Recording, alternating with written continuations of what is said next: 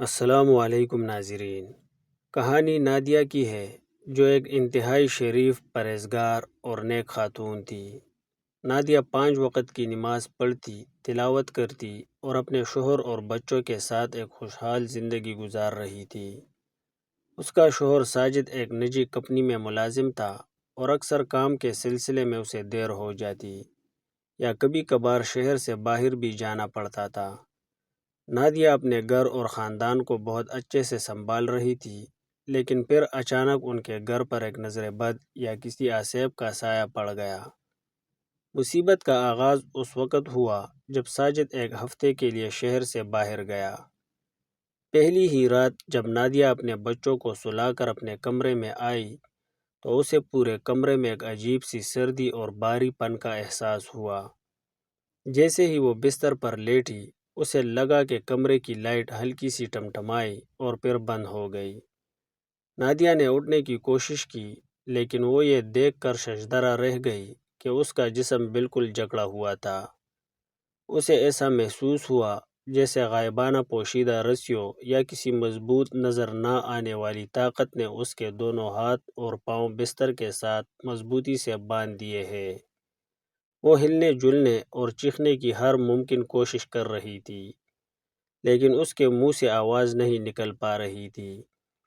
اسی بے بسی کی حالت میں نادیہ کو اپنے سامنے ایک طویل القامت اور بھیانک سائے کا احساس ہوا، جس کی آنکھیں اندھیرے میں چمک رہی تھی۔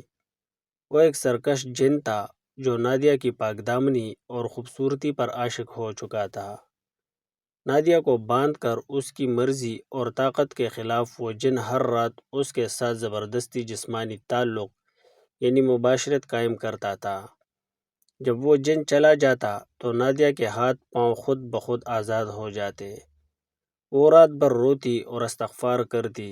جب ساجد واپس آیا تو نادیہ نے خوف اور شرمندگی کی وجہ سے شروع میں اسے کچھ نہ بتایا، کیونکہ اسے ڈر تھا کہ اس کا شوہر اس پر یقین نہیں کرے گا یا اسے غلط سمجھے گا۔ لیکن یہ عذاب اب روز کا معمول بن چکا تھا، چاہے ساجد کمرے میں موجود ہی کیوں نہ ہو۔ وہ جن رات کے کسی پہر نادیہ پر ایسی غنودگی اور حصار طاری کر دیتا کہ ساجد گہری نیند سو جاتا، اور نادیہ اسی مفلوج اور جکڑی ہوئی حالت میں اس تکلیف سے گزرتی۔ نادیہ کے جسم پر روز نئے زخم اور رسیوں جیسے نیلے نشانات بننے لگے تھے۔ نادیہ کی گرتی ہوئی صحت، آنکھوں کے گرد سیاہ حلقے اور جسم پر پراسرار نشانات دیکھ کر ساجد شدید پریشان ہو گیا۔ آخر کار ایک دن نادیہ کا صبر جواب دے گیا اور اس نے رو رو کر ساجد کو اپنے ساتھ ہونے والا پورا ہولناک سچ بتا دیا۔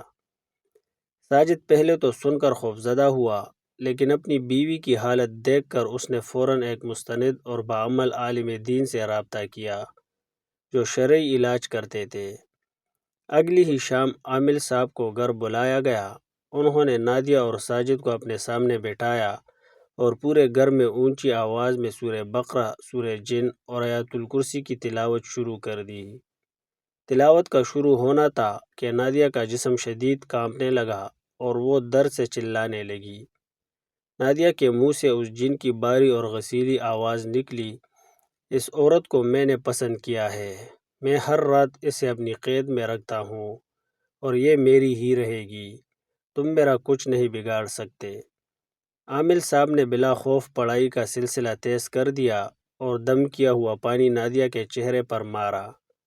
انہوں نے جن کو للکارا، اللہ کے کلام کے سامنے تمہاری کوئی طاقت نہیں ہے، تم ایک شریف اور شادی شدہ عورت پر ظلم کر رہے ہو، تمہارا یہ حصار اور یہ غائبانہ بندھن اب ٹوٹ جائے گا۔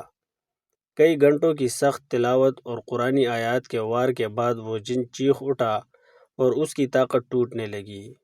اس نے اعتراف کیا کہ وہ نادیہ کی روزانہ کی نماز اور پاکیزگی کی وجہ سے اسے حاصل نہیں کر پا رہا تھا، اسی لیے وہ رات کو اس پر جادوئی حصار قائم کر کے اسے بے بس کرتا تھا۔ عامل صاحب نے اسے سخت وارننگ دی اور تلاوت کے زور پر اسے ہمیشہ کے لیے وہاں سے بھاگنے پر مجبور کیا۔ ایک تیز ہوا کے جھونکے کے ساتھ کمرے کا دروازہ زور سے ہلا اور نادیہ کا جسم بالکل ہلکا ہو گیا۔ اس رات کے بعد سے نادیہ کو کبھی اس پراسرار قید یا جن کا سامنا نہیں کرنا پڑا۔ اس نے اور اس کے شوہر نے گھر میں سورہ بقرہ کی تلاوت کو مستقل معمول بنا لیا، جس سے ان کا گھر اور زندگی ہمیشہ کے لیے اس عذاب سے محفوظ ہو گئی۔ دوستو، ویڈیو کو لائک اور کمنٹ کریں، چینل کو سبسکرائب کریں۔